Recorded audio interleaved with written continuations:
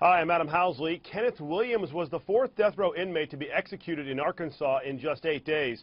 The execution, however, didn't go as planned, and Williams' legal team is demanding an investigation. According to some witnesses, Williams lurched and convulsed before he died. Arkansas's Governor Asa Hutchinson said the execution went according to protocol and said, quote, "It was obvious to me there was not any indication of pain. Hutchinson did not attend the execution. Williams was sentenced to death for murdering a former deputy warden after he escaped from prison in 1999. At the time, he was serving a life sentence for killing a college cheerleader. Here to discuss is trial attorney Hunter Shkolnik. Thanks for joining me. I appreciate you coming to here on FoxNews.com. What Morning. should happen? Obviously, this didn't go as they had thought it would go, but what should happen during these executions?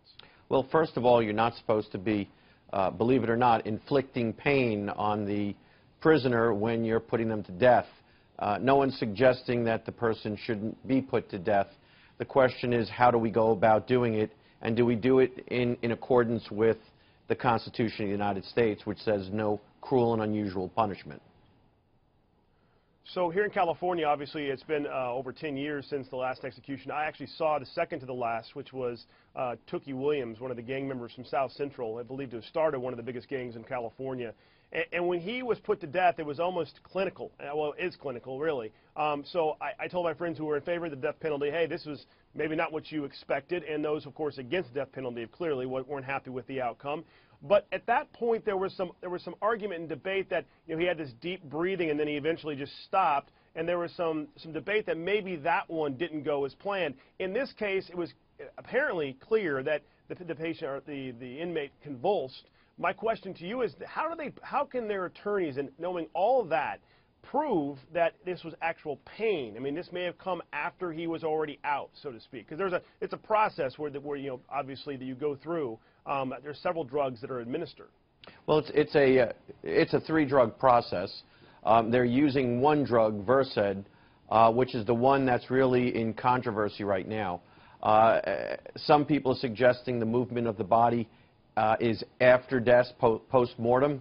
Others are suggesting that these were minutes of the body convulsing, shaking, and the like. What you have to look at here is, what is the process? Is it clinical?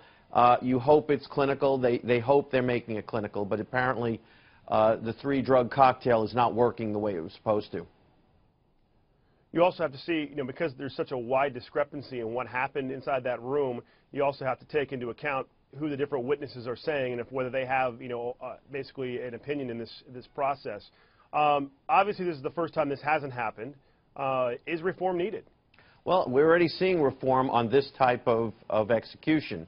The state of Arizona and the states of Florida, two states that are really not what I would call against putting prisoners to death. They've never been shy about doing it. Both have stopped using this drug cocktail, this Versed drug, which is the one that's being implicated in the convulsions. And what some people are suggesting is that the prisoner is actually awake and knows what's going on. Is that good? Is that bad? That's going to be dependent upon who's viewing that execution. Right. Hunter, one more question for you. What will Williams' lawyers have to prove in order to get an investigation, and is there a chance they could actually have a lawsuit? I mean, this guy was a convicted two-time murderer of a cheerleader and a warden.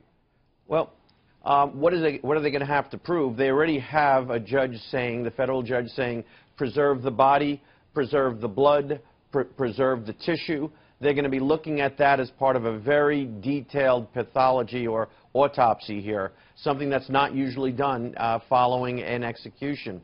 So here they're going to be looking at how did the tissue react and whether or not there's evidence of the pain which is supposed to be avoided during the course of an execution. As I said, I think it's hard to kill someone without causing some pain, and these drugs are meant to prevent that. All right, Hunter, I appreciate you joining us.